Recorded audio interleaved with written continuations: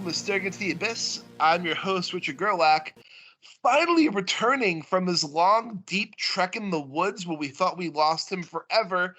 It's Matt Brandenburg.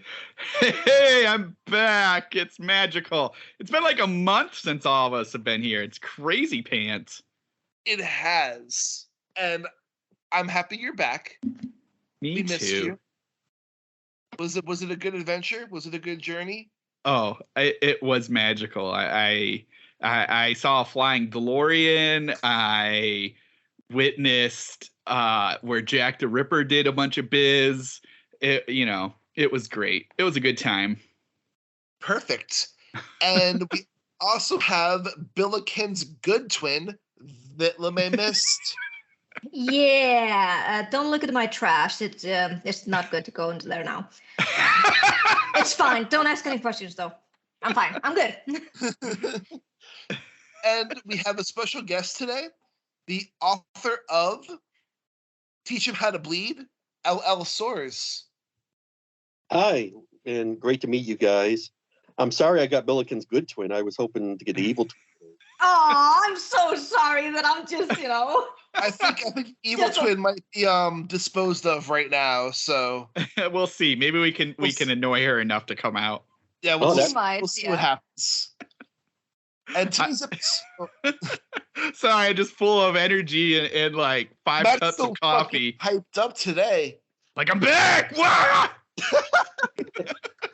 I was going to say, in today's episode, we're going to be discussing The Girl with the Hungry Eyes by Fritz Leiber, which surprisingly is the first Fritz Leiber story I ever read, despite having this stuff on my Kindle. Yeah, when I was a kid, I always called him Fritz Leiber, but I found out it was pronounced Fritz Leiber. Oh, it's Leiber. Whoops, I suck then. No, I made the same mistake for years. So. It's that whole German thing. It's the second vowel. You gotta. And also, his first name is Fritz, so yeah. That kind of gives it away that he's German, yeah. Oh, 100%. But this is a really fun story. I had a blast with it. It was an interesting take, and I'm kind of excited to dive in deeper with it. But before we get deeper into the story, into our media recommendations, why don't you tell our audience a little bit about your novel, Teach Him How to Bleed, and where they can find it? Okay. Well, there is kind of a link between the story I chose and my book because they're both different kind of takes on vampires. I know when you say vampire, some people start groaning and stuff. It's not really a vampire book. It's kind of my version. Sparkle? No. Then it's gonna be my jam. I mean, I'm a vampire author here, so this is something I'm gonna read. There's no fangs. There's no bats. There's no coffins. There's nothing like that. It's more a different kind of take on it. And the way to become a vampire in my book involves being beaten and raped to death. Well, not. Oh wow! Way. In other words, it's a really horrible process. It's not good. Oh, so just to quote Ron in Anchorman, that just escalated quickly. Yes. So. Yeah, basically it's a bunch of different characters. One character is turned, I guess you'd call it, and isn't too happy about it. Is trying to get revenge on the people who did it. And there's a bunch of other characters too, including a demonic entity called the Madonna of Skulls, who lives in a bottle but then gets out and kind of havoc. So there's vampires, demons, all kinds of interesting creatures. And I guess my stuff is known for having a lot of sex and violence, not extreme Ed Lee kind of. That's good. Somewhere between the mainstream and Ed Lee, I'm in the middle, probably. Okay. All right. I think I can stomach that at least. So what you're saying is, don't expect the pig.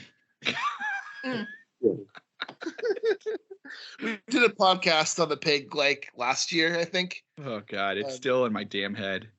Oh, dude, the first time I read that story, it's never left my head. Like I think about it like at least once a week. Oh God. It's just not a good headspace. No, it's not a good headspace. But no, your book does sound really interesting, and I see it's on Kindle Unlimited. So if our audience has any access to Kindle Unlimited, they can borrow it for free. You can also pick it up on Amazon as well. And it sounds great. Yeah. And it's paperback and electronic. Perfect. Nice. Well, before we get started with the Fritz Leiber discussion, why don't we dive into some media from last week? Because I saw what might be one of the best shows of the year in this last week. And that is The Patient. I don't know if you've heard of the show or not. That's pretty good. Yeah. I loved it. It was absolutely phenomenal. It's about a therapist played by Steve Carell, who is kidnapped by his patient, played by Domhnall Gleeson, who turns out to be a serial killer. Nice. That's good. I've heard about it, but I'm at the same time, I'm a little bit pissed off that it's not as advertised as much. Yeah. The good thing about it too, it's pretty short. Isn't each episode like 30 minutes? Each episode's 30 minutes. It's only 10 episodes. Very easy to binge. It's easy to binge. It goes by really fast. It does. I didn't expect it to get really deep into Judaism in the way that it does. Which, as like someone who's a Jewish person into horror and like dark fiction, I was like pleasantly surprised how deep it kind of got into a lot of that stuff. But as the series is going, it's like Domhnall Gleeson has kidnapped Steve Carell because he wants him to give him therapy sessions to kind of help him with his homicidal urges that he's having a lot of struggles with.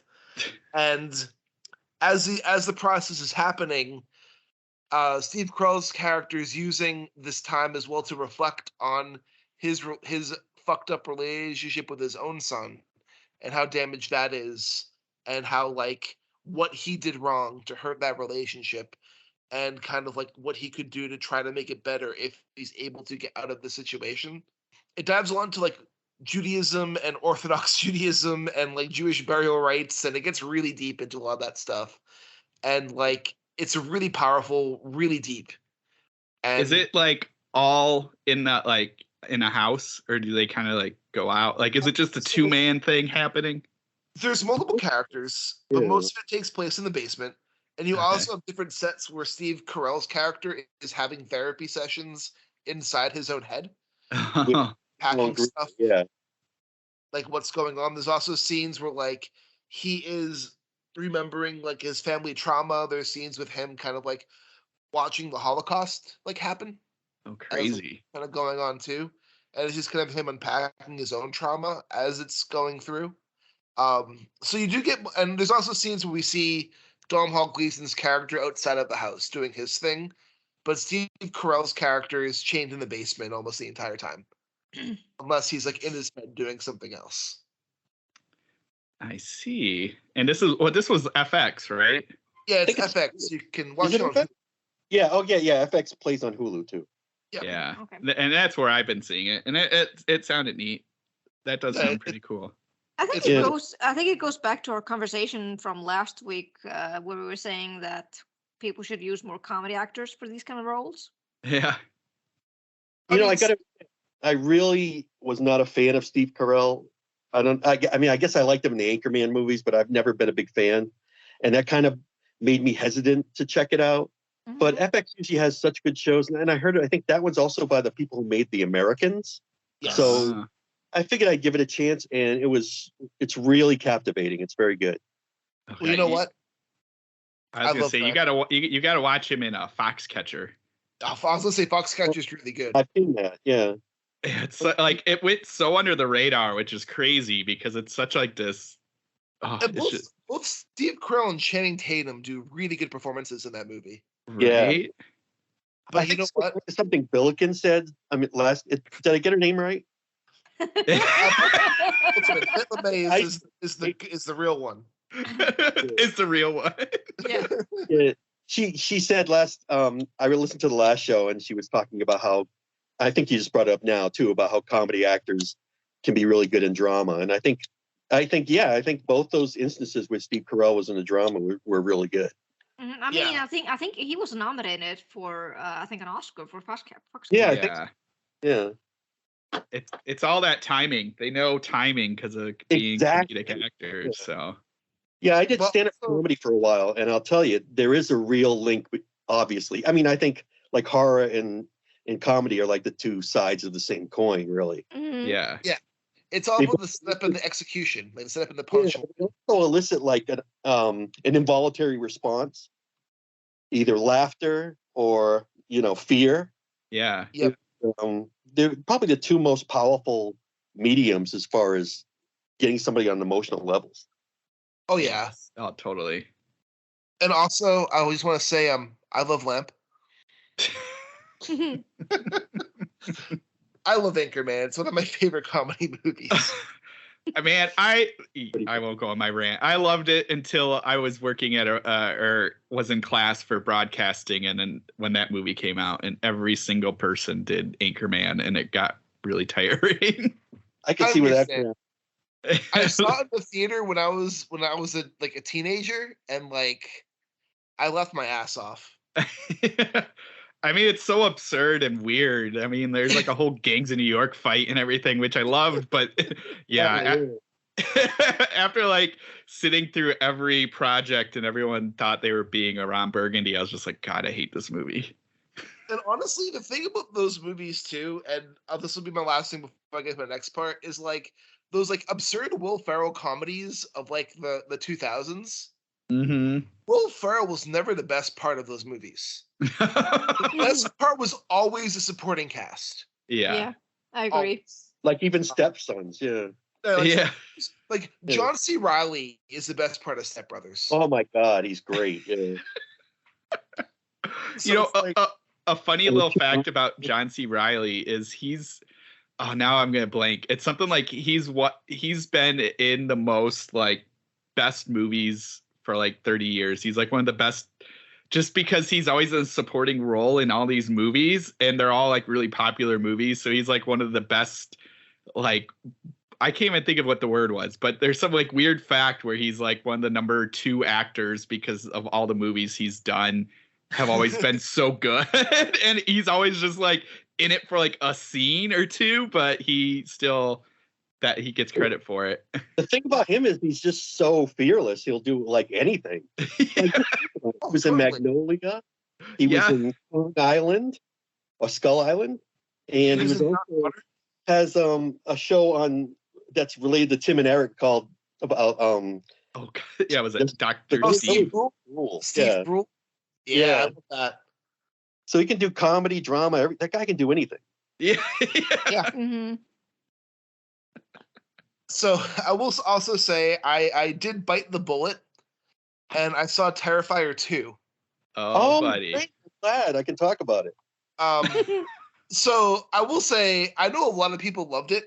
I'm kind of indifferent about it. I do think it was a big step up from the first movie. Oh, definitely. I'm a well-known hater of Terrifier 1. I never saw it. It's so one thing I will say about the Terrifier movies, and this is me like, this is the most complimentary you're going to get out of me about the Terrifier movies for that. I think Art is a really cool idea for a slasher villain. He's also a looking clown. I think he's a stereotypical clown I've seen in a movie. Yeah, he's a clown mime. The actor fucking is having the time of his life in this role. Oh, totally. Like, yeah. The guy who plays Art is just chewing the scenery, having a good time. He's loving it.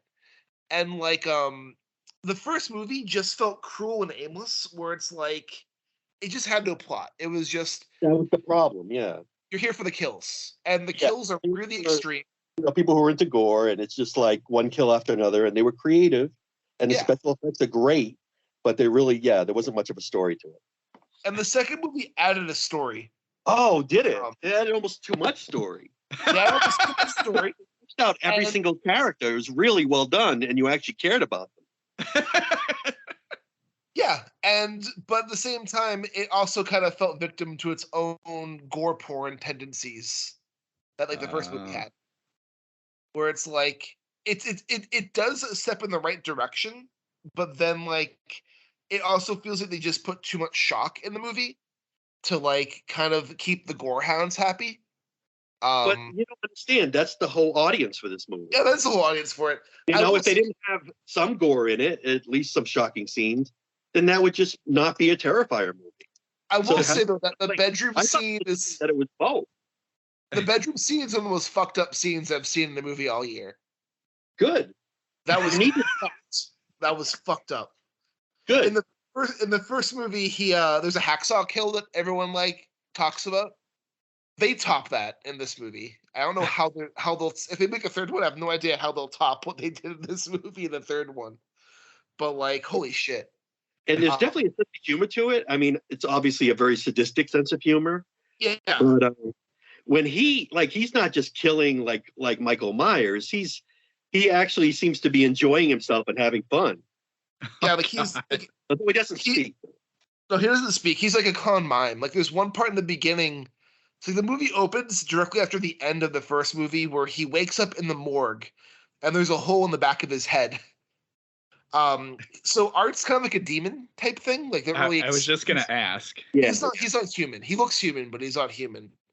And the person who's doing the autopsies, he like fucks that person up, rips out his eye, and then starts playing with his eye while making the guy watch, and like puts in his own like eye socket because his eyes are missing. Yeah.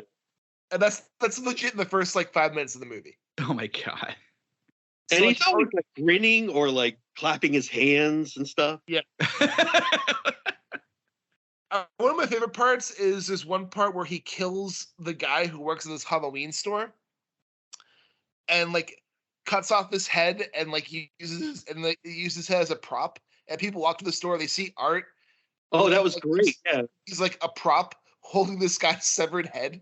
Oh my god.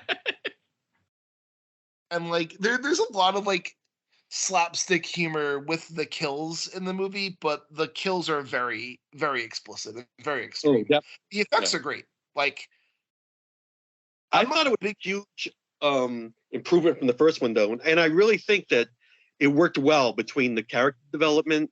I mean, there are characters who die in this who you actually have gotten to know well enough where you really are affected by it. I mean, like the mother, the best friend. I mean, none of these characters are stick figures like the first movie. So I thought like the mix of that, the character development with the gore was a really good mix because that's pleases both audiences really. And it should have a bigger audience now. I also thought the movie just went on too long. It's like a 2.5 hour slasher movie. Cool. Maybe a little, yeah. It's a little too long. And you feel the runtime. Like it doesn't breeze by. There's like one part in the beginning where it's kind of like this musical number of the Clown Cafe nightmare scene. Oh, yeah. It's on like 5 minutes too long. I don't know. I actually liked it, and I thought the time was fine. It sort of dragged it. I was like, oh God, I don't know if I can. But I will say it was a step up from the first movie. And if you're interested in seeing it, you can watch it on Screambox. Yeah. And I got like a 7-day free trial. So you don't even have to pay unless you want other stuff on there you like. I just got the 7-day free trial and canceled after I watched Terrifier 2. Yeah. I don't think it's as good a channel as like Shudder. No, it's not. A lot more. Yeah. Yeah. I just can't. Too many things. Yeah. How many more streaming services do you need? Yeah. There's too many streaming services. Oh my God. And then every channel has their own, like NBC and ABC. And I know, it's insane. Like subscribe to all of them? Oh, God. Yes, you do. It's like cable all over again. It's cable. No, you don't. No, Boogaloo. They want you to. They want you to. And then they're still going to play ads too. So you're like, well, what's the point? Yeah. Also, one more show and then I'll do a couple more things and move on to Matt. I fell off of the TV show Atlanta and I decided to watch season 3, episode 1 of Atlanta this morning. And it's one of the most fucked up TV show episodes I've ever seen in my life. That's really funny because I just watched the most recent episode just before this show. And how fucked up is that episode? It's an excellent episode. This is one of my all-time favorite shows. Oh, it's a great show. It's an incredible show. Every episode's completely different, and he does all kind of experimentation and stuff. Some of them are just, straightforward episodes about the characters. Others have nothing to do with the main characters. And I just so creative and so original. It's amazing. So like the premiere of season 3 is like we're following this child who we've never seen in the show before, and the teacher calls DPS on his parents because she witnessed his grandfather slapping him, and he gets sent to a foster home that's owned by a white lesbian couple who's only adopting black children who are using them as slave labor, essentially. Oh my god! For their kombucha stand, and they're also collecting money from the state from taking in these kids, and someone calls, and like there's a lot that happens between this, but like it's really fucked up. And like one of the girls they have, she keeps on coughing, and she's coughing blood into the tissues that like she has. And like everyone's ignoring it, and they're just like they legit say like, "Oh, it's dinner tonight. It's fried chicken," and they just put chicken with breadcrumbs in the microwave and then feed it to them. Ugh. That's pretty gross. And then like the DPS comes to that house because they're worried about the welfare of the kids. One of the woman murders the DPS officer, and then takes the kids on a road trip to go to the Grand Canyon, where their plan is to drive their car off a fucking cliff and kill themselves and the children. Oh my god! What? Really uplifting, yeah. Yeah.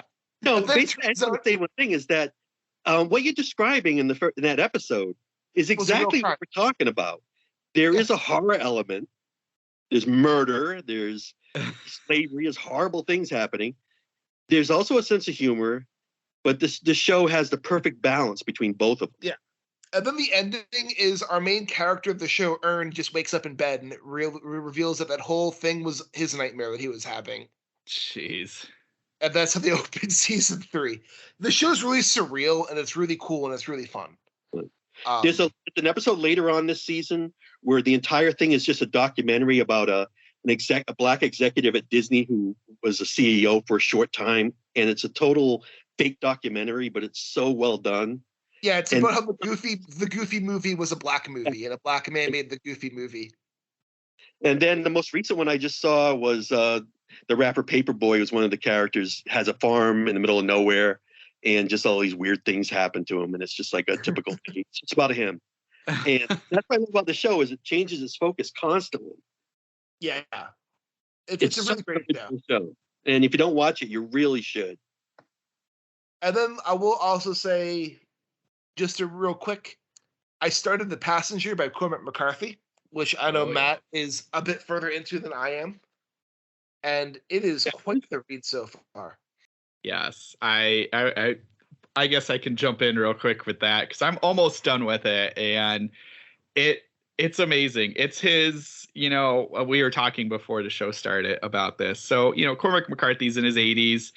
He's 89. He's almost 90. Yeah. So this book feels a lot like his meditation on death and loss and just kind of what life can do and be on you. There's like at first when you first get into it, and like I think a little bit past where you are, Rich, there's sort of a plot regarding a plane crash and a missing passenger, but that like slowly, like we're kind of getting that, but we're getting more along our main character Bobby Western and just his life and this and like his dad helped create the neutron bomb. Yeah. So like you get a bit about that, and you realize that Bobby is like, I don't know, he's like this Renaissance man. He raced Formula 2 cars. He studied like all physics and math, and he's a deep sea diver, salvage diver person now, but he's just done all this stuff. And throughout it all, you're kind of getting this idea on just like his life and where all of that stuff, what it's led to. And we get these little like vignettes on his friends and just their lives and where they're at in life now and how that is kind of not the way they expect. I mean, it's a Cormac McCarthy story, so like a lot of death and a lot of darkness in there. He he does, like, you'll get pretty quick, and this doesn't spoil anything. Even if you could really spoil this, you really can't. But like, his sister has these hallucinations, and we're seeing that play out. And it took me a minute to realize that. And then there's a part where a character called the Kid we start getting attention to his flippers. And so then we realize, oh, he's not a real human. He's something else. And so there's a lot of weirdness with that just going in there. And it's just a lot of, I mean, it's a bit of, it's just him doing his thing. Every once in a while, we'll get back to the missing passenger, but most of it's just this like strangeness. There's like 10 pages about the history of physics in the middle of this. And it's all very interesting. Be like, what's happening here? There's the part where he goes on an oil rig and he's by himself for a couple days on this thing, and it's like kind of really depressing while you're seeing all this. And it's just like, I can't even describe it. It's just so enthralling. You're in this thing and you're just like, what is gonna happen? And these people, like, you could just feel these characters, and it's definitely his style. You know, there's no quotation marks. There's just him just going, and you kind of have to follow these conversations, and it's just, I mean, he put it all out there right now, and I'm enjoying it, and I'm really excited because I know the next one comes out later this month. So yeah, Matt, can I ask you something? Is it true? I guess Stella Maris is the next one. Is that going to be like a coda or like a sequel? It's supposed to be tied to this in some way. I'm not perspective from what I understand, which will be really interesting. We released the same day, and then they moved Stella Maris to like later this month, I think. Yeah. Want to hurt the sales of this book because releasing two hardcover books on the same day by the same author. That's why they it's kind of a dumb idea. I thought that was really strange. Originally, they were going to do them both the same day. Yeah. That is a little weird. Set in December with both books, though. Oh, that'd be cool. I mean, it's. I definitely recommend getting it if you like his stuff, or if you just kind of want something different. It's definitely something worth checking out. And I will be interested to read the next one just to see how he ties it, because like we definitely get about the sister, and there's a thing between Bobby and his sister that I'm like really interested in how this plays out. Is Stella Maris the sister? You know what? This one? The sister's name I am drawing a complete blank on, because they don't talk like Stella. That name is sticking to me. I don't know if that's the sister's name or if that's tied to something else. Name, but it's been mentioned already. In the beginning, they mention it. And so I don't know. That's a great question. So I guess it really feels like a swan song. Like it might be his last work. These two books. Yeah, because there's a lot about death and what happens after and what kind of legacy you leave behind. I mean, like the dad's legacy regarding the bomb and what that did to the family, and like living a certain life and what that does to you and where that leads you to. And there's a part with a grandmother and an uncle, and there's a lot of like that. A lot of, so I really do think this is him saying like, I'm done. This is what I want, you know, how I feel now at 89. So the book is set in the early 80s. So it's kind of in that era, but it's just, it does feel like a swan song kind of thing. So the first sentence of chapter 1 is, "This then would be Chicago in the winter of the last year of her life. In a week's time, she would return to Stella Maris, and from there wander away into the bleak Wisconsin woods." Oh, maybe Stella Maris is a place. Yeah, I think it might be the hospital she checked herself into. Maybe. Either way, it seems like Stella Maris is a place maybe where she's going to die as well. Yeah, that's pretty cool. Yeah, it's good. It definitely hooks you, and you're just like, what is? And you're just in it, and you're like, I don't know what's happening, and I'm loving it, and it's just a lot of stuff in there. Very Cormac McCarthy isms. Yeah, I love it when a writer has such a distinct voice, you can tell right away who it is. Oh, yeah. Yes. I mean, that's really kind of what I go for, even. Like, I really love writers who are just one of a kind. Like, he's one of them. Oh, yeah, totally. I mean, like, and I was like joking about it earlier in the week because like just some of there's like these just little small scenes of Bobby like doing stuff in New Orleans, and it's such like he has to move from an apartment to another, and it's just like a page, just this description, and you're so enthralled by it because the way he describes things and what he decides to kind of focus on and not focus on, you're just like enthralled, and you're like, man, we've all moved, and it's not a very exciting thing of moving boxes and stuff like that, but the way he makes it, you're just like, holy crap, I need to know what happens next. And there's like so much about cars and deep sea diving, or like diving, just like what they use to dive. You're totally in it. In quantum physics, I heard too. Like everything he's interested in, he put in there. Yeah, there's a ton on physics in this. It might be a bit dense for some people at parts, but it's all interesting just the same. You're just like, all right, here it is. This is what's happening. And like, yeah, there's just, and the way, like, I mean, if you've read The Road or anything else, he'll put one sentence in, and that like sentence is just, like his death drop of like, oh, and the baby died, or like the baby was on the fire or whatever. There's a lot of that in this too, where there's just like X happened, and you're like, wait, what? My favorite book of his is Blood Meridian. I don't know if you've read that one. Yes. But it's like, it takes place in the West, the Old West, and it's so dirty, like there are gutters and street and mud everywhere, that you can almost like feel it as you're reading it. Yeah. So I'm loving it, and I know it just came out, so I'm excited to see what other people are thinking of as they read it. I've only read one chapter, but I'm really enjoying it so far. Yeah, it's super good. Well, what are some of your media stuff, Matt? Well, The Passenger. No, before that, I actually read. So I think I had talked about this maybe a year ago, but Yoko Ogawa, I read her collection, The Revenge, which is like a series of short stories. They're all interconnected.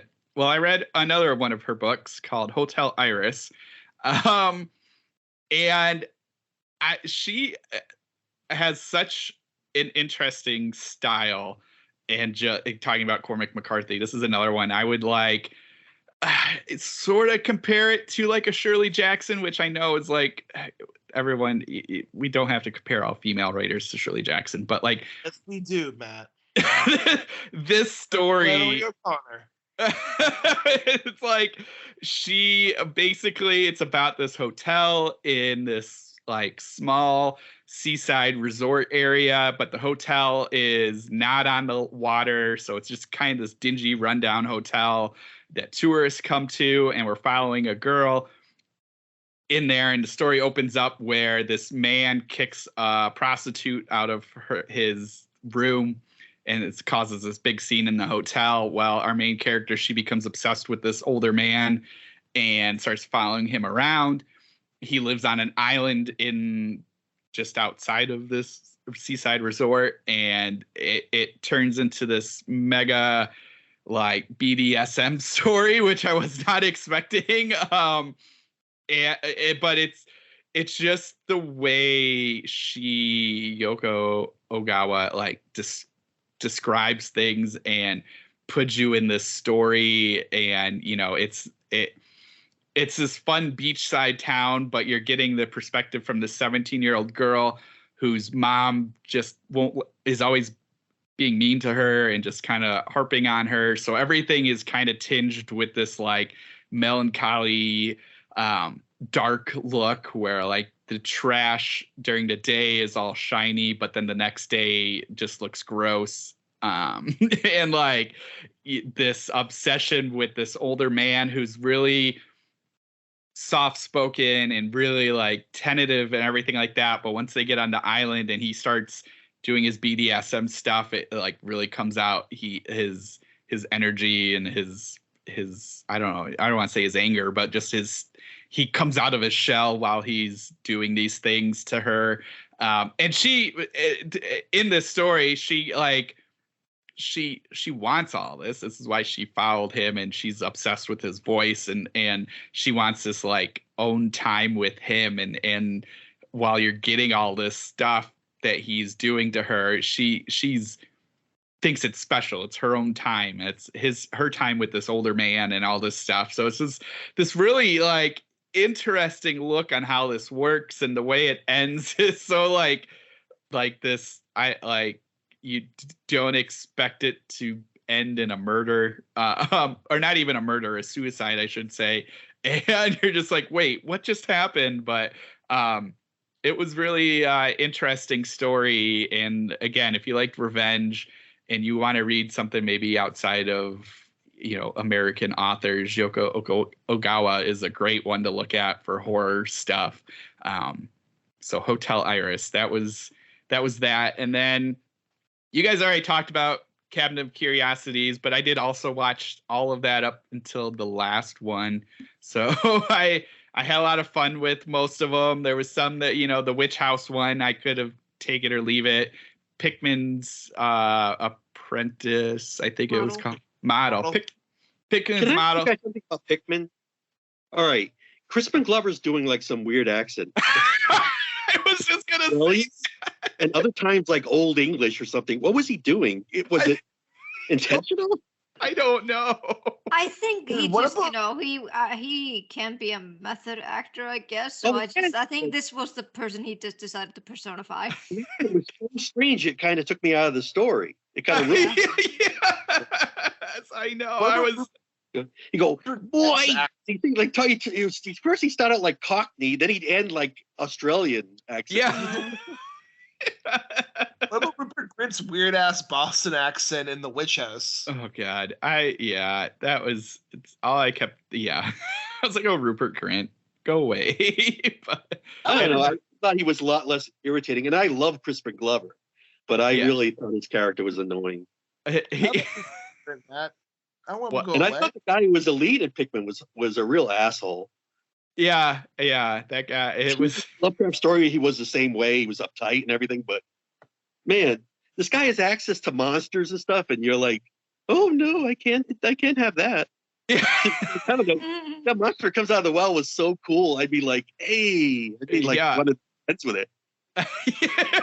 Okay, so you guys thought the monster was cool?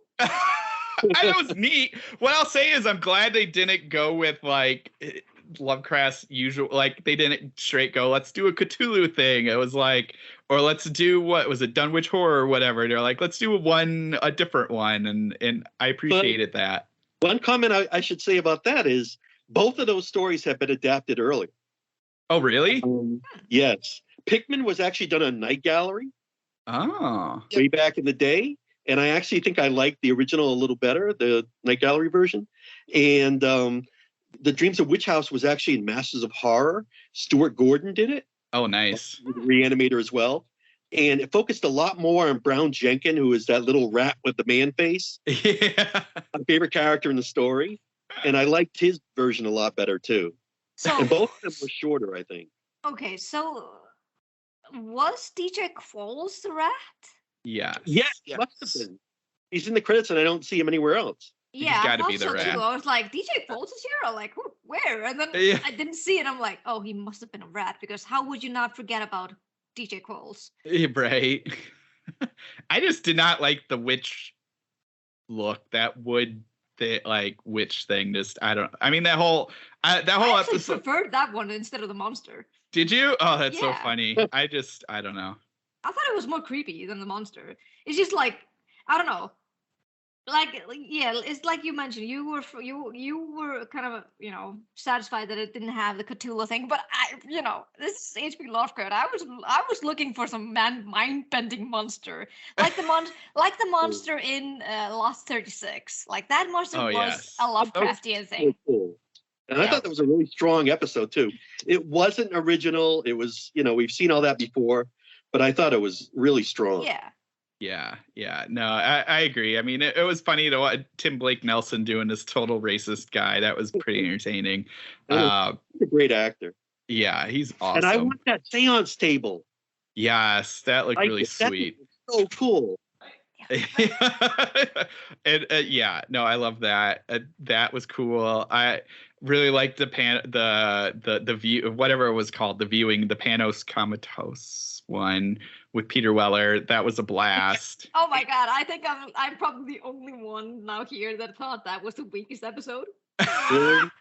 I love that episode. Like so he's all about imagery. Yes. So I think that bunch of characters take drugs first, and they have this weird, experience. It's more like a fever dream than a movie. Yeah. I mean, I can agree on that. It as well. Like one thing I've noticed between that director's works, because he's only has 3 things out really. He fucking hates new age boomer hippies. He fucking hates them. Every single thing he's done has just been shitting on those kinds of people. Every single. Yes. Oh god, yeah. I think I just like the style of it. I agree with you, but the story was a little weak. It just it kind of and that was the one thing I kind of had to get myself over for all of these was that they're kind of doing. And I think you said this last week, a creep show, Tales from the Crypt thing, where it's just like a taste. Like a lot of them felt like they just sort of end it. They were told all right, you got 46 minutes, just do your thing. And it's cool if it just ends in the middle of something. And that's what the Peter Weller one felt like. It just sort of was oh, cool. There's this rock. And then this thing happened and then we're just going to end it. And it felt short. Yeah. It felt like he spent too much time. This monster or alien is getting into the sewers. Oh no. And then you're scared of that. And then it just comes out of the sewer and looks at the city. I'm I'm done. Yeah. And it was a lot of setup and a lot for that where it could have been a really cool thing because it really didn't make sense why they had them all there just to have them be dumb. But anyway, visually it was really cool. It had a fun, cool 80s style to it, which I loved. Oh yeah. I mean, I don't disagree with that. It just the story was really weak. Yeah. So yeah, that was fun. I think and I think that's it for me. I saw Back to the Future musical. A lot of the episodes to me seemed way too long and slow. That one, the autopsy. Yeah. That took forever to really get to the point. Yeah. But then the last 20 minutes are incredible. Yeah. But the rest of it is so slow that it kind of ruined it for me. Yeah. The autopsy was my favorite episode of the whole thing. It's one of my favorite horror short stories. And it was perfectly portrayed on screen. But I will agree, it is kind of slow. But once the payoff happens, I love it. Yeah, I agree with you on that, where it felt like all of them had a really long setup, and then they were well, shit, we need to end it. Because even the lotion one, I loved it. I mean, because I love Katie Minucci, and what's his name? But Dan Stevens was in it. Yeah, so I love all of them, and I love the setup of this kind of Stepford Wives the stuff kind of thing. But then they were just let's just end it, where it would have been nice to see her lose a little bit more of herself. So, but the choice of directors is excellent. That one was directed by Anna Lily Amirpour, who also did A Girl Walks Home at Night. Yes. Alone at Night. And she's excellent. I mean, Panos is really original and interesting. Catherine Hardwicke did the Dreamhouse one. I mean, they got such a nice, interesting, bunch of directors. Yeah, I did like that. They had some awesome directors. I was really pleased with they tried to make it a little bit as diverse as possible. Yeah. Guillermo del Toro definitely was I'm going to pick my people. So I like the story choices. I think that was really cool. So it was a fun. The last it's weird that I have not watched that one. The last seems episode? So nobody has seen that one. It's very different from the rest. I think it's about grief, and it's a lot more soulful. It's not really a monster story, so it's a little different. And it's by the woman who did the Babadook, Jennifer Kent. Yeah. It's a movie called The Nightingale, which I want to just shout out just because I think it's the best thing she's ever done is The Nightingale, if you haven't seen that. Oh, I think I know what you're talking about. I haven't seen it, but I remember seeing the trailers for it. The movie's fucked. It's really good, though. I think the last episode is really good. It is. It's so different. I just really liked it. Yeah. I liked it too. And the whole thing about murmurings and birds, I never knew about that before. No, me neither. I was like, what? I like it when you learn something too. Yeah, it is always good. I thought at first that this was a bird that usually comes here, migrates here to Iceland. They do, but I don't see them that often. So it was interesting to see how many of them there are. I think wasn't it situated in what in the States, right? Or was it in England? I don't know. I think it was in England, maybe. I thought it was England. Yeah, it was a secluded place. Yeah. Oh, maybe not, because the guy who owns the house didn't have an accent. No, he didn't He sound like English. So I wasn't sure because both the main characters, they had some kind of accent. And you know, we saw that it was Rick Grimes. So you were like, "Oh yeah, you're British. I remember you." Yeah, it was cool. It's kind of weird not seeing him try to do like a southern accent, so it kind of threw me off for a bit. All these accents. Yeah, all these accents. So many accents. In my opinion, though, I think my favorite was the rat episode. Oh, the graveyard rat one? Yes. That was cool. I like that one a lot. Because, you know, compared to the others, it was just balls to the walls panic the entire time. Yeah. I know. Like, at first you get that giant monster rat, and you're like, cool, that's what the story is going to be. And then you're like, oh, wait, no, here's this, like, half corpse that's crawling after it. And did you notice the statue in the tunnels looked a lot like Cthulhu? Yes. Or it also reminded me of the statue in Empty Man. Oh, yeah. I did have one problem with the end of that episode. Was like, we saw him go through that casket. And then at the end of the short, he goes back into that casket and the door is, and the top is closed and he can't get out. I don't think that he made it all the way. I think the rats just put him there. Yeah, exactly. Yeah, but like you see him before the very, very final scene, you see him climb up and he's back in that same casket and he's banging on it. I think you have to think of it like in the movie The Descent. When you think that they made it, but in reality they didn't. Maybe. I think they just had a continuity error. Or maybe that. I mean, you can always look at it that way. I think they just needed to end it. And they're like, sure, let's put him back where his salvation is. Bilame, have you seen the American version of The Descent? I'm sorry, what? There's another. So the original American cut of The Descent. There's two cuts. There's the British cut and there's the American cut. Yeah, I think I have not seen the American cut. I've heard about it. The American cut ends with them escaping the tunnels and having a happy ending. Of course they do, because why not? And I'm like, no, you should end this on a fucking dread, because that's what horror is about. This is what I live for. Yeah. Like, give me accidental dread. But Vilame, what are some of your recommendations for the week? Well, I haven't really been. I mean, I haven't finished anything. If that's basically what my problem is this week. I did finish Cabin of the Curiosities, so yeah, I did manage that. I started watching The Watcher. Oh, that's great! I'm watching that too. Yeah, it's awesome. It's so funny because when I watched the first episode and going into it, I was like, I have no idea what this is about. And then when the people get the letter, I just took a huge gasp and I'm like, holy shit, I remember this. This actually happened. Oh, really? This is based on true events. Oh. Yes. Well, I wonder if they stick to it. Which makes it even more sinister because this case is still, yeah.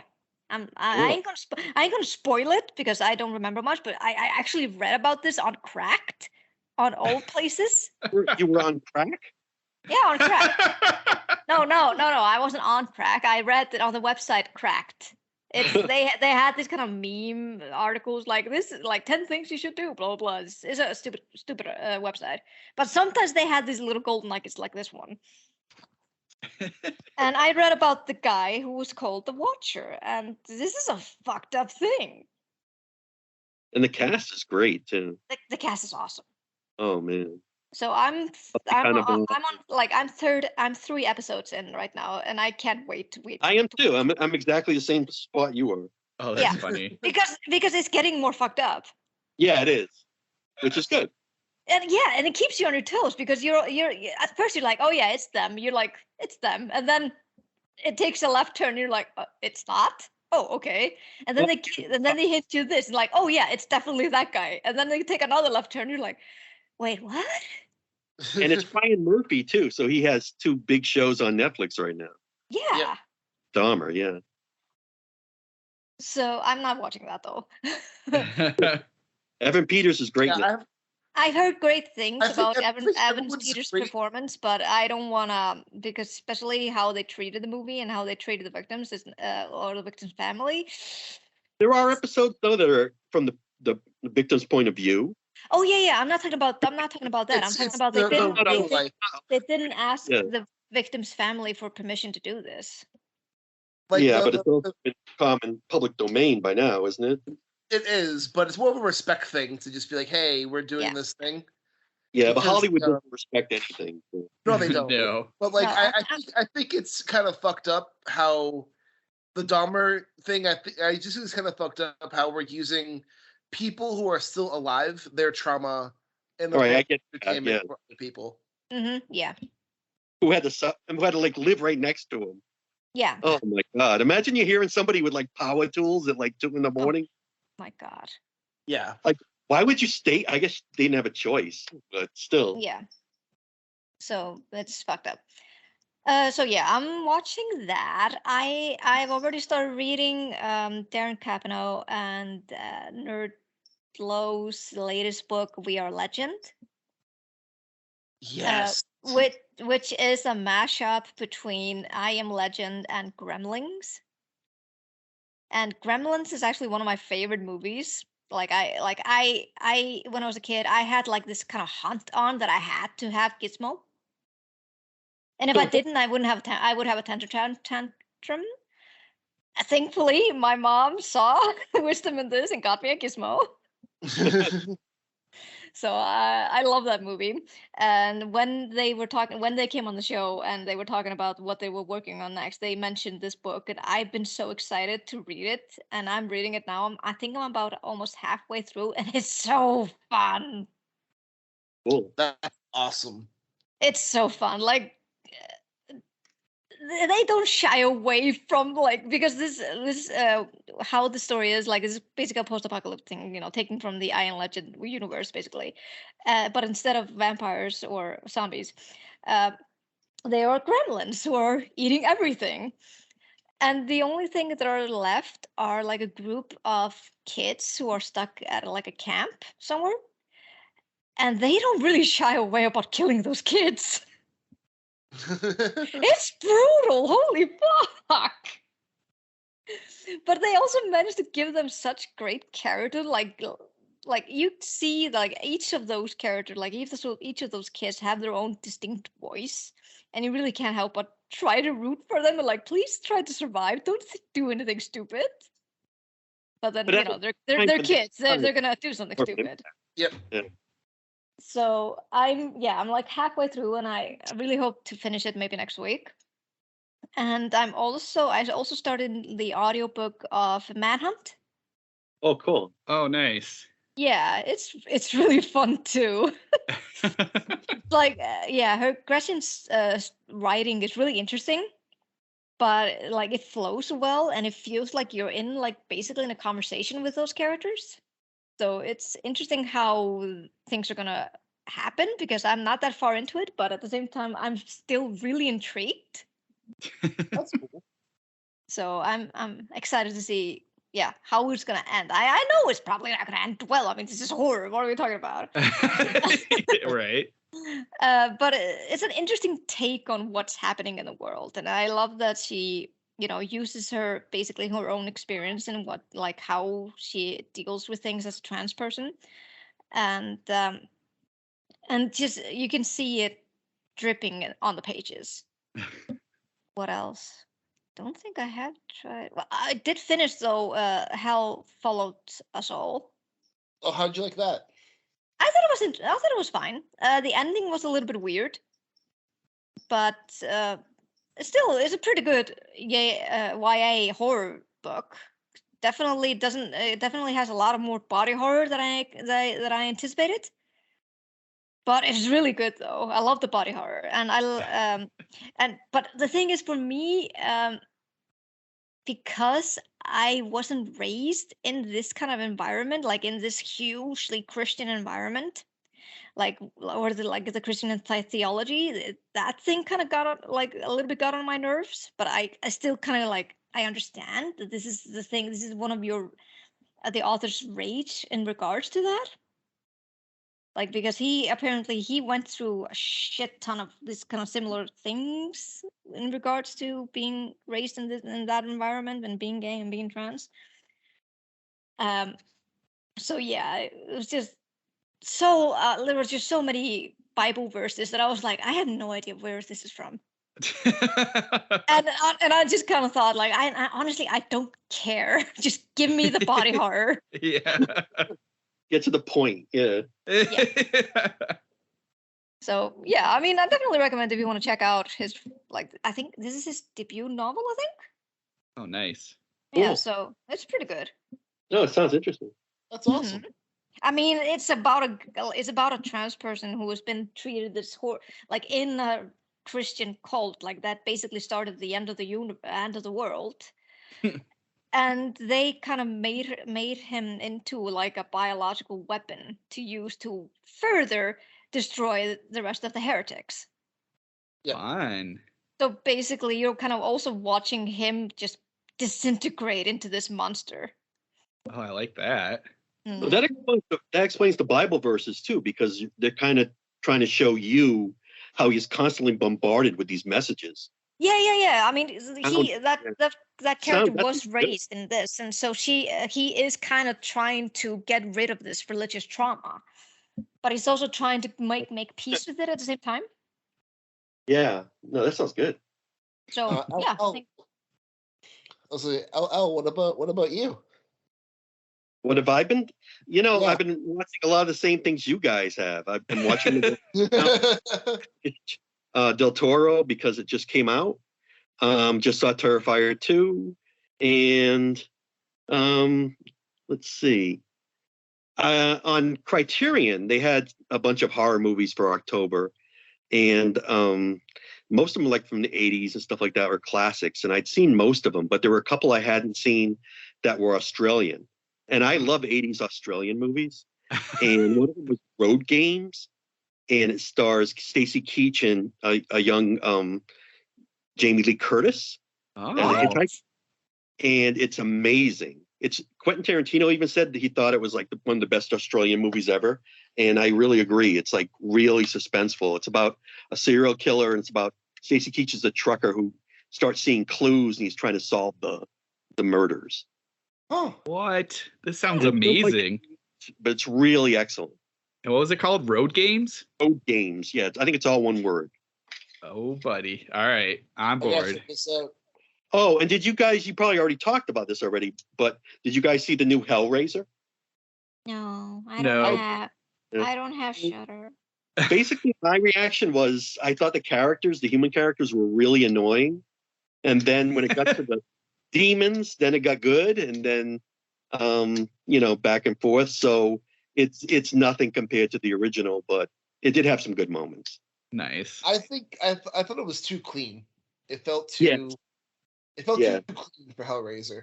Kind of sanitized. So you're saying it needed to be more goopy? Yeah, it needed more goop, it needed more crime, it needed more sex, it needed more. It just needed more what makes Hellraiser Hellraiser, and it didn't. really have that. And the demons looked cool. Like the Cenobites looked great. Yeah.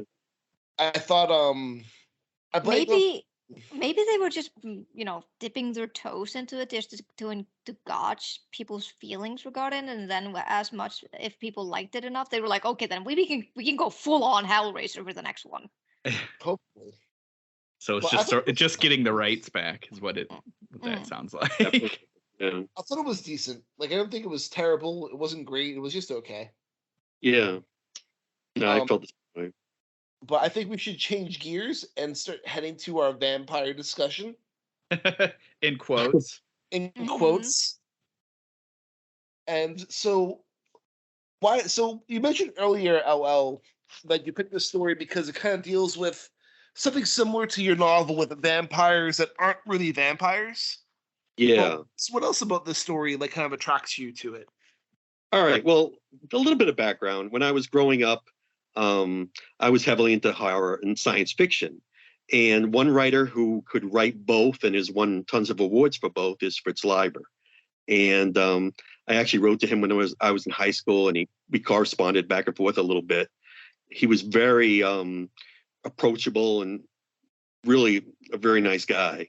And so I wanted to choose one of his stories because I didn't know if you guys had read any of his stuff, and I wanted to at least expose you to him because he's one of these writers who's so great that. But yeah, so I figured, he's one of these writers I don't think should be forgotten, and it's one of his most unusual stories. One of my favorites. I know it was one of Harlan Ellison's favorite stories by him. It's been adapted. It was also on Night Gallery, like we were talking before. Night Gallery adapted a couple of Lovecraft stories. They also adapted a couple of Leiber stories, The Girl with the Hungry Eyes, which starred John Astin. And then they also did The Dead Man, which was another one of his stories. So that's been filmed as well. And I think there's like some movie from the 90s called The Girl with the Hungry Eyes that's based on it, but I haven't seen that. Huh. Let's see. Well, I have to laugh right away because you mentioning Harlan Ellison like this one, that makes total sense. Yeah. In fact, I believe he wrote a story that was kind of like a homage to it, like back when he was a kid, like when he was first starting out. Because he was doing like tons of stories for like men's magazines and stuff. Yeah.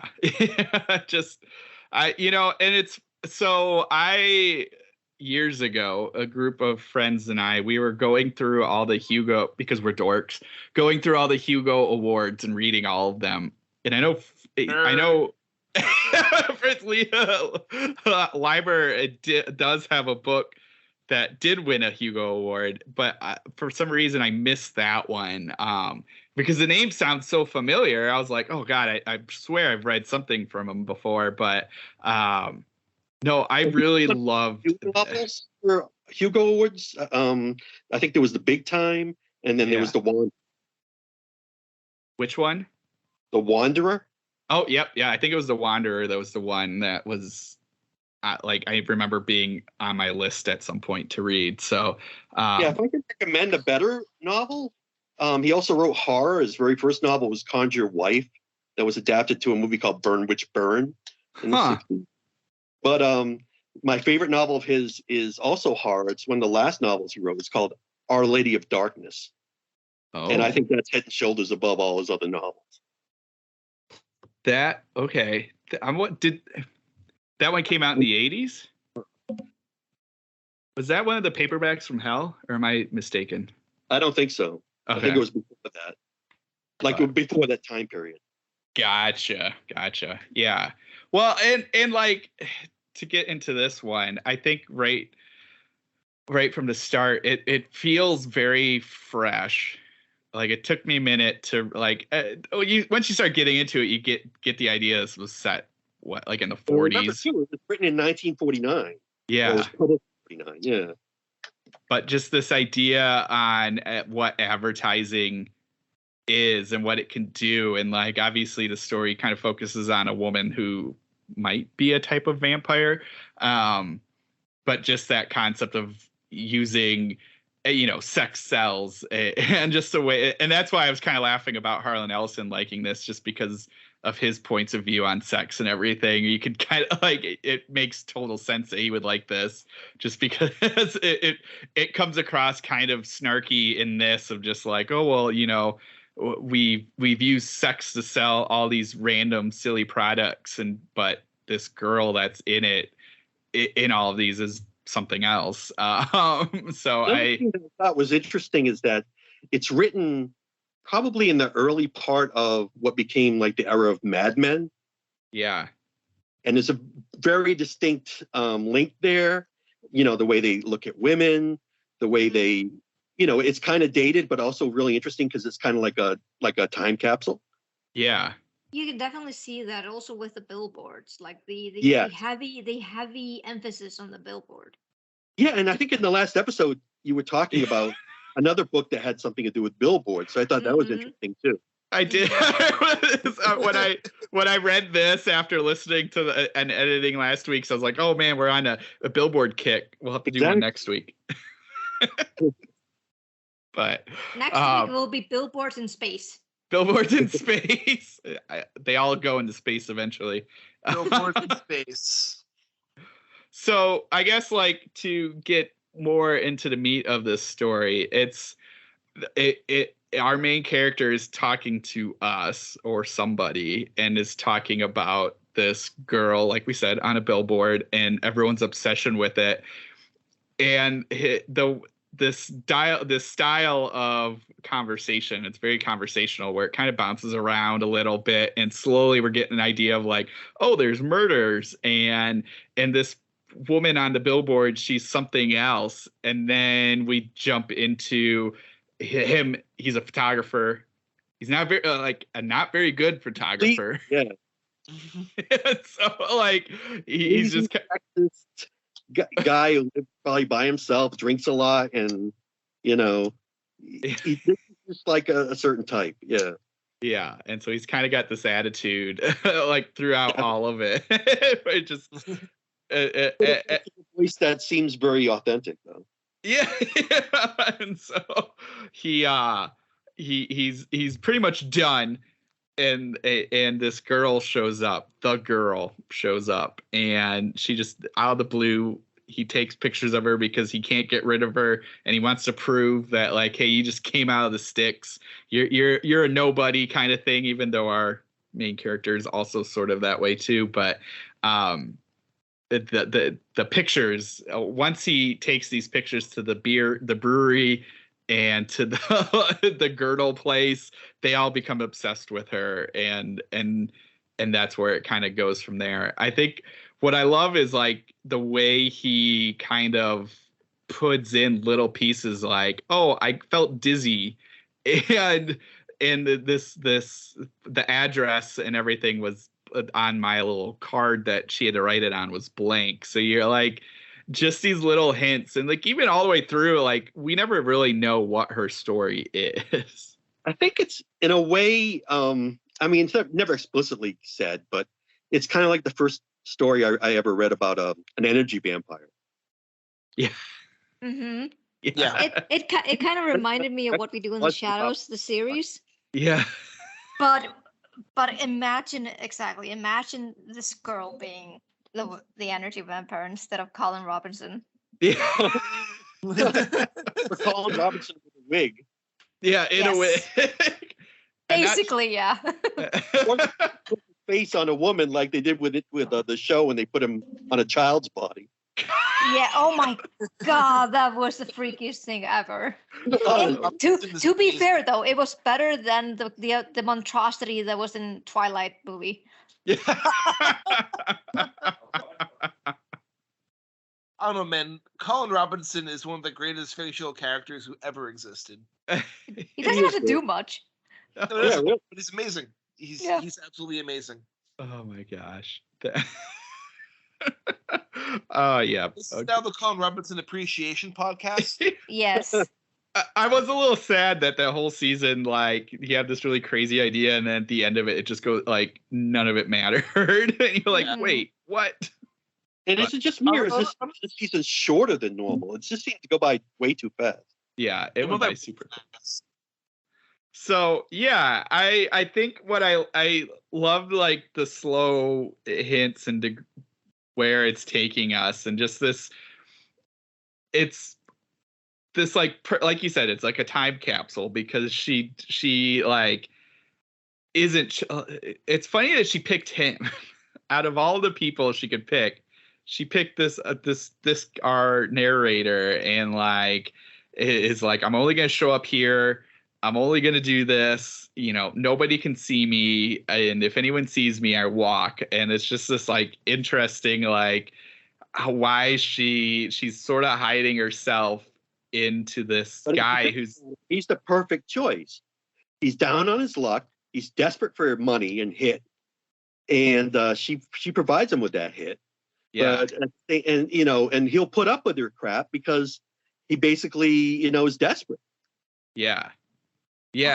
I also just really love the subtle hints. For example, when they start to make more money, and he was like, you should get more money for your cut, and she's like, I don't need it because yeah, she never wanted. She's like, I don't need it because I feed off of you. So you're already giving me my cut. Yeah.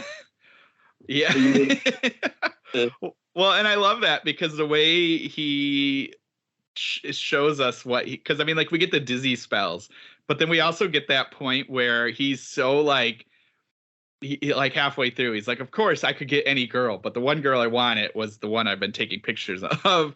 And like, he shows this like bit where the narrator is like, I'm telling her everything. I'm just giving her my whole life. And that's like, okay. That too. Yeah, exactly. Like, especially when you get to that end where it's like, oh, this is what that was great. I thought it was really powerful. Yeah. I love that ending. That was really good.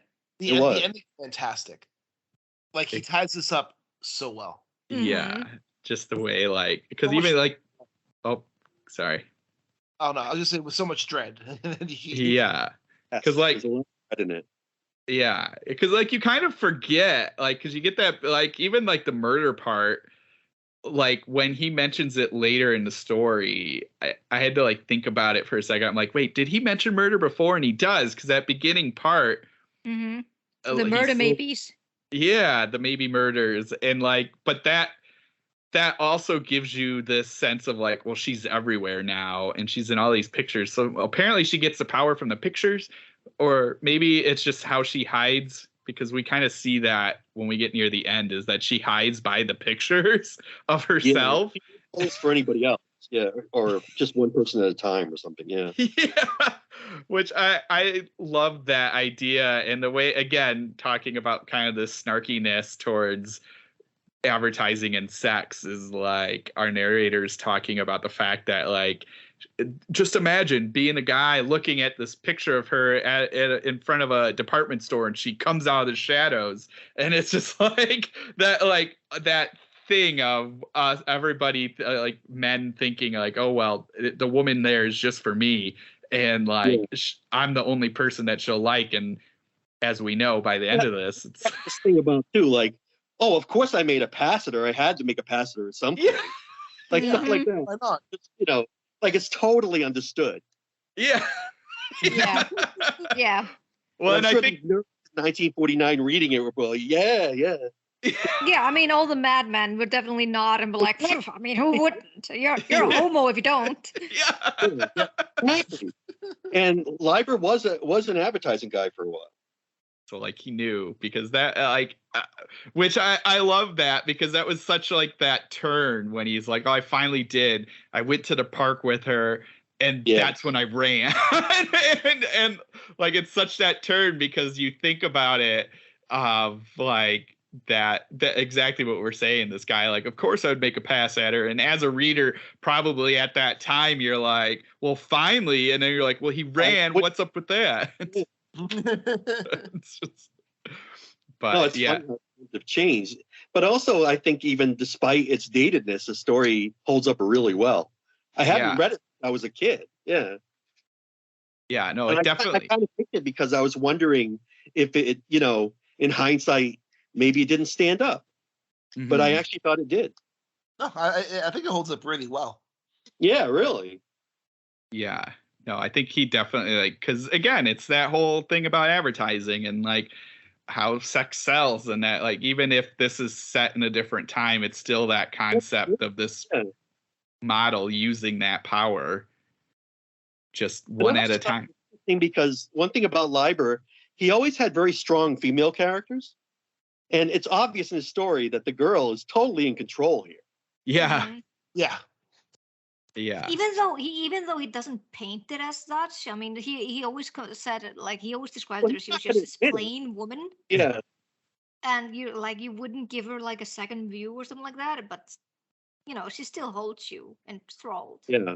Yeah. Which I think like even works in this because it's like this photographer is the one telling the story, and so like he's trying to, if we're to look back at it, like he's trying to sound like a certain way, but then like as we go, he runs away and he gets jealous, but he doesn't act like he's jealous when he's sitting there watching her finally do like sort of do her thing. It's just like that kind of giving her the power, and this guy, if we take a step back and look at the photographer, it's exactly what we said at the beginning. He's just this kind of loser photographer, that down on his luck guy, and he, he's just this lame person, but the girl's kind of the star of this, even though we're seeing it through the lame guy's eyes. So I love it so much. I was probably revealing way too much about myself, but if I was in the story, I probably wouldn't have run away. And it was the coolest death ever. The coolest death ever. I mean, let her have her feast. Oh yeah, I feel like I was just reading something. I can't remember if it was in Cosmic Horror or something else, but that idea of, or maybe we covered it, the idea of having to give up memories to get something, and that's kind of that ending of this. Spoiler is like she everything he revealed to her in his hopes to get her attention, she's like, well, no, I'm going to eat all of that. Yeah.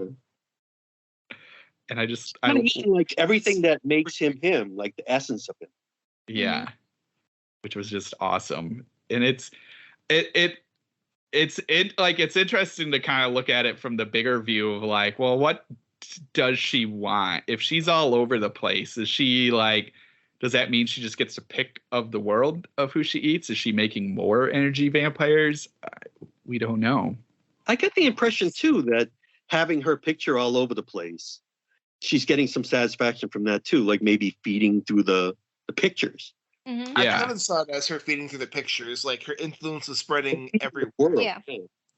It felt like kind of more like mind control entrapment, basically. Yeah. Like anyone who would stop and look, she would be like, probably kind of get like a tingling feeling, like, oh yeah, I got one, I know where to go. Obsessed with her. Yeah. Nobody can meet her without becoming obsessed with her. Yeah, exactly. And that was it. Like, well, and that's so funny and so interesting too. I was thinking about that for the brewer. So like, there's this Papa Munch or whatever. Yeah, he's like is so obsessed and wants to meet her that he shows up at the studio, and then our narrator sticks him into the dark room, and then when he comes out, his face is all white, and he's like, "I'm out of here." So I thought that was interesting, like because he couldn't see her and just hear her voice. I don't know. That was interesting. I think he might have. The reason she didn't want more of him because she might have gotten a little taste, knowing that he was there, and she's like, "Oh, you taste horrible. Fuck off." And also notice too, all the men in the story think like they're the ones in control. Yeah. But then they lose the control, but they don't fight it. They don't retaliate. Mm-hmm. Like that guy. He obviously shooken up because something happens. She knows he's there. And, but he doesn't get angry. He's just like totally scared about it. Mm-hmm. Yeah. Well, and that's interesting too, because he abuses him too, like verbally. Oh yeah. I love that.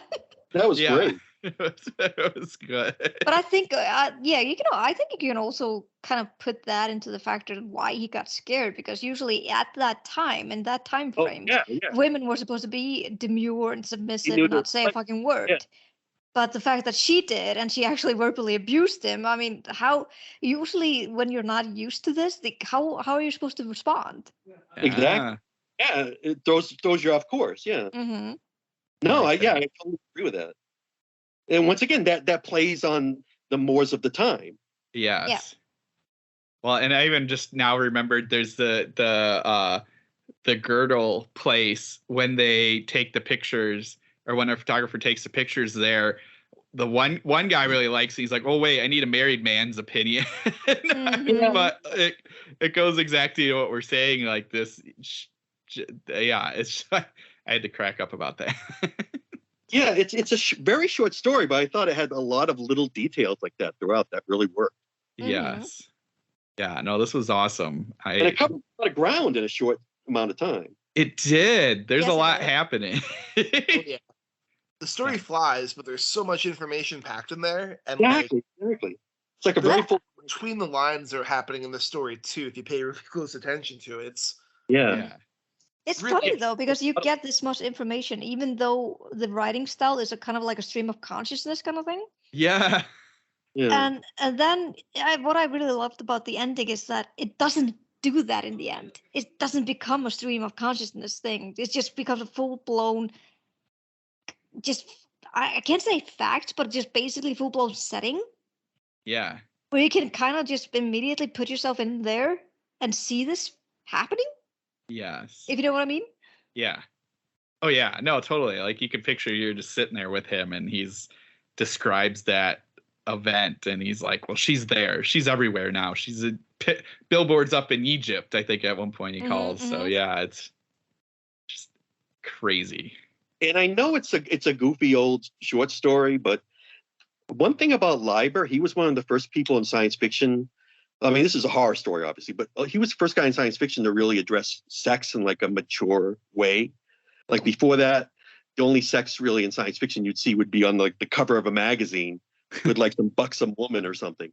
Yeah. Like he was the very first guy in science fiction, I believe, to write about a blowjob. I mean, little things like that. It's silly now, but back then that was a big deal. Yeah. Mm-hmm. And another writer who's a peer of his, who was also a big favorite of mine, is Theodore Sturgeon, and I almost chose one of his stories instead, but he was like the first person to have a science fiction story that ended where the characters, two aliens, it turned out that they were gay. Huh. And once again, these are writers who were breaking the barriers at the time. Mm-hmm. Yeah. Science fiction at that time needed to grow up. Mm-hmm. It was still for children. Yeah, definitely. No, this was awesome. I definitely need to read some more of his. Mm-hmm. Yeah, I agree. Me too. You might want to stick more to his horror. His science fiction is, some people like it, some people don't. But his horror stuff, I think, is like a home run every time. Oh, that's awesome. And he also wrote sword and sorcery fiction. He coined the phrase sword and sorcery. And his Fafhrd and the Grey Mouses stories are also pretty great. They're like heroic fantasy. Huh. All right. Yeah. Like all genres. He wrote science fiction, fantasy, horror. He was a correspondent with Lovecraft early in his career. Like Lovecraft was like his influence, his idol. Oh, that's crazy. And it reminds me a lot of like Joe Lansdale now writing crime fiction and horror and science fiction. And to be honest, that's what I try to do too. I try to mash up a lot of different things in my writing. And, I don't like just sticking with one thing. If I want to throw something else in, I will. Yeah. And I think that's what writing should be. It should be like a stew. Mm-hmm. Yeah, definitely. Well, and that's that interesting, like when you kind of think, especially back then, that idea of like, you could get a lot of money for a short story. You could get like, live off it. Yeah, you could sell a bunch of stories. I think Ellison wrote like one a week and send it out. Yeah. And you could have enough living to, pay your rent, get food. I'm telling you, nowadays, the rates haven't changed in a lot of places. It's still like a word or whatever. And you would be homeless. Yeah. Oh, totally. Unless you have a big hit. I don't know how a lot of these writers can write for a living. It's really tough. You have to write constantly. Exactly. And and that's like, especially like, when you look at them and what they did back then of just like, we're going to sell all these things. And it was just that whatever you could get. So that's why, like, I mean, even think of like Bradbury too. Like you look at all of his stuff, he's all over the place. And it was just because that was wherever you could get it in there and make the money. And it didn't feel like we need it to be, or they didn't feel like they needed to be pigeonholed or like had to have like a thing. And once you get used to them and you say, well, I really like this writer, you'll read whatever they write. Exactly. And then they can expose you to different things. I mean, why should everything be the same? Yeah, exactly. So it's cool. Like, well, and that's what I found too, like looking even at those, like I said, those Hugo Award thing, especially when you start looking at the earlier ones. I mean, those authors were all over the place doing sorts of things, just putting it in there. And so it's just interesting to kind of look at the trajectory. Well, why don't we just start wrapping this up? It's been kind of a long episode. Yeah.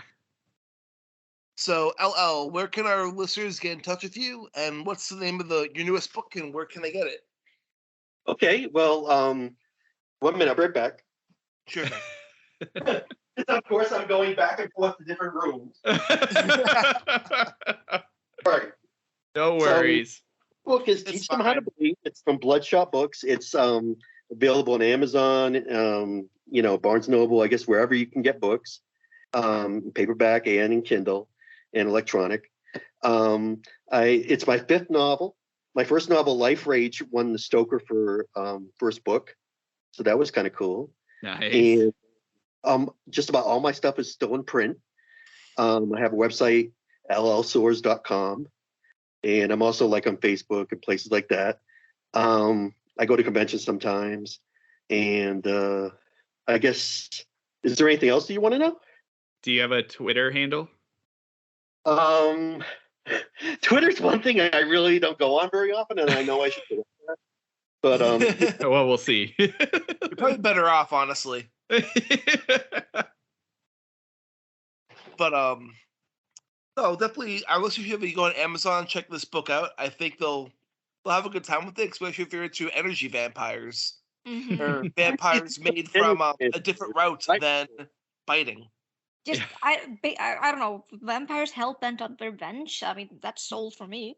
Yeah. Yeah, it sounds really awesome. I'm going to check this one out soon. Is every person who becomes this vampire type creature is totally different. For example, like one woman is a drug addict. She becomes one of them, and needles come out of her skin, and needles is how she feeds. Oh, wow. Another person has, let's say, thorns or suckers like a leech. And, each person is like an individual creature.